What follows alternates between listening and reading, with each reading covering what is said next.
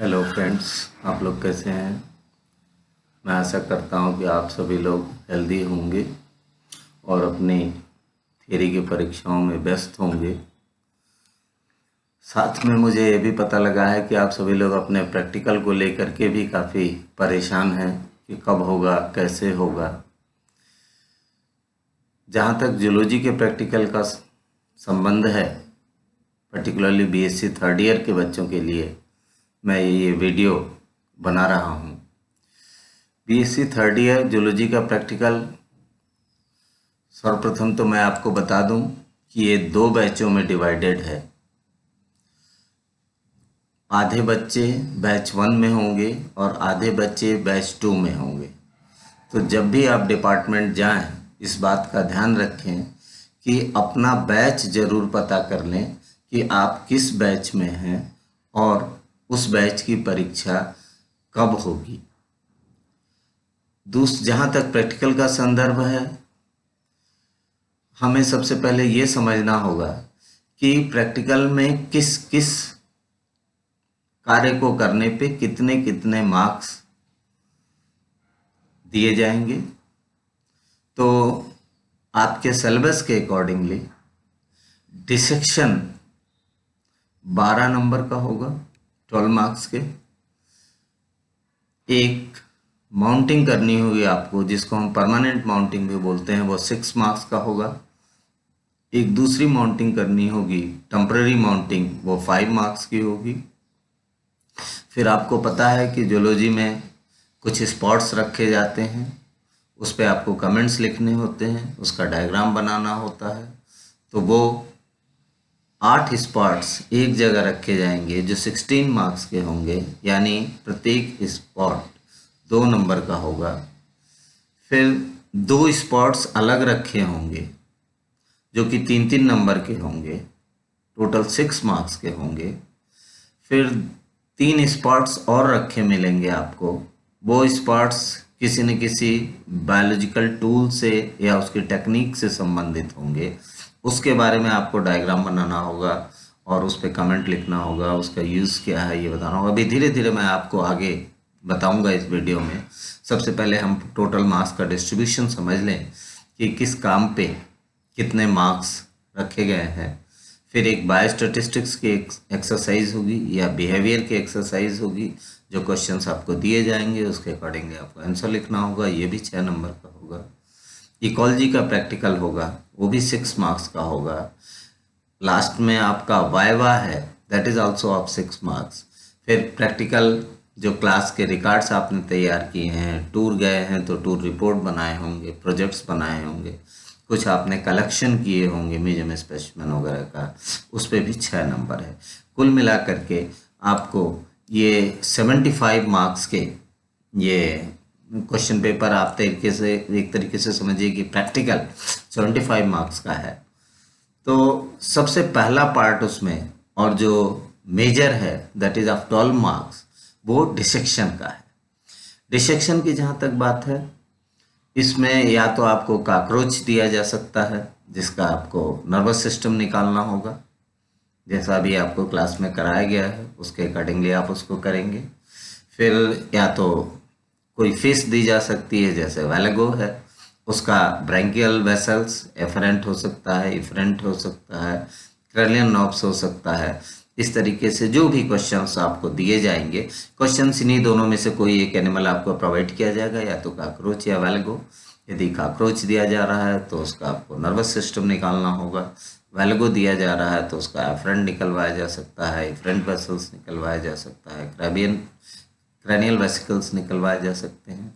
तो मैं कहूँगा कि इसमें इसके आप डायग्राम्स अच्छे तरीके से तैयार कर लीजिए, 1-2 बार आप कॉपी पे ड्रा कर लीजिए जिससे कि इसके सारे नाम आपको याद हो जाए।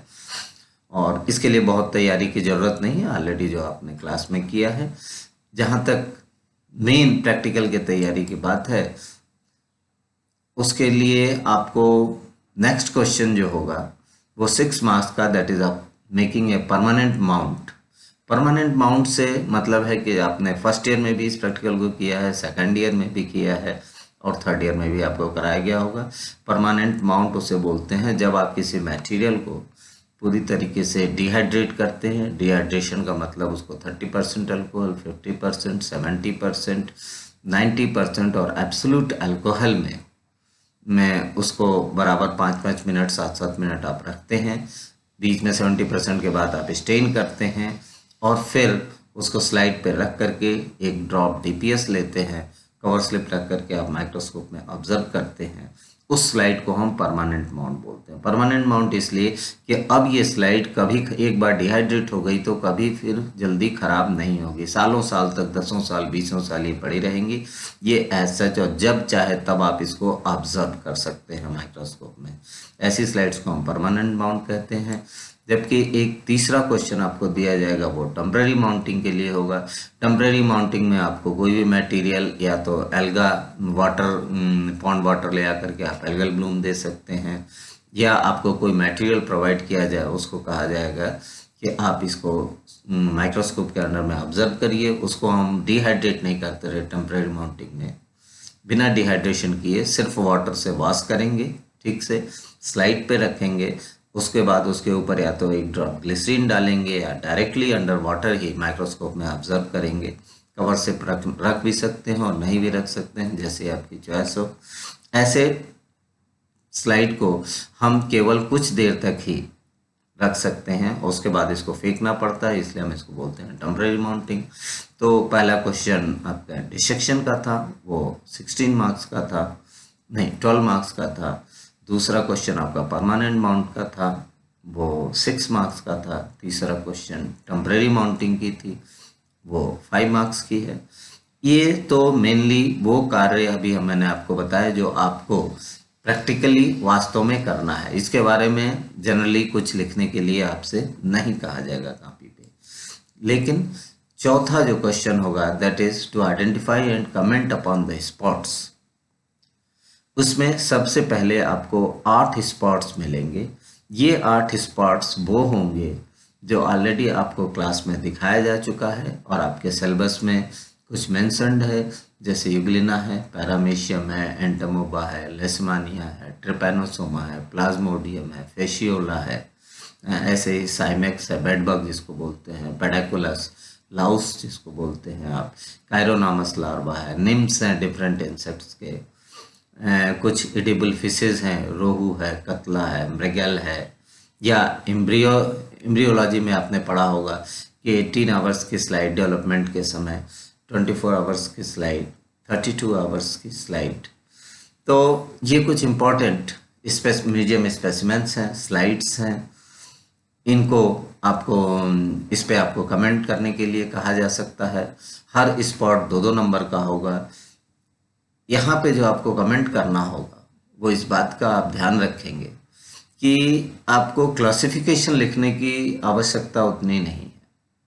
Classification is not needed here. यहाँ पे ये स्पॉट्स रखे जा रहे हैं, इनके इकोनॉमिक इम्पोर्टेंस आपको देना होगा, इसको आइडेंटिफाई करना होगा, इसका डायग्राम बनाना होगा और इसका इकोनॉमिक इम्पोर्टेंस क्या है। जैसे एंटमोबा है तो ये कौन सी डिजीज काज करता है, इसका इन्फेक्शन कैसा होता है, इसका इन्फेक्टिव स्टेज कैसा होता है, इसमें कौन सी दवाएं दी जा सकती हैं। ऐसे ही ट्रिपैनोसोमा है, प्लाज्मोडियम है, आप सबको पता है कि इसकी वजह से मलेरिया होता है।